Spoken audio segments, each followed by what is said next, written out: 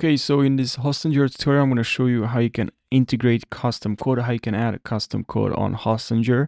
So what you're going to have to do is just to click on here on three dots, and then here you're going to see integrations. Click on that, and then from here you see custom code.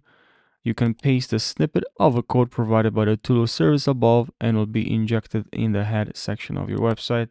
So just paste the and what you need to do is just to click on here, more settings, and then here you're going to see integrations.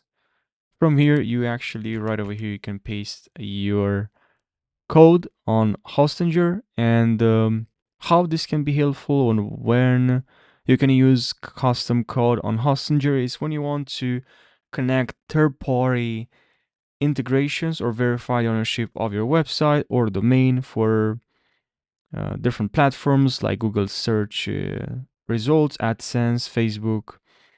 So yeah, I hope you found this short video helpful. If you have more questions about Hostinger, let me know in the comments section.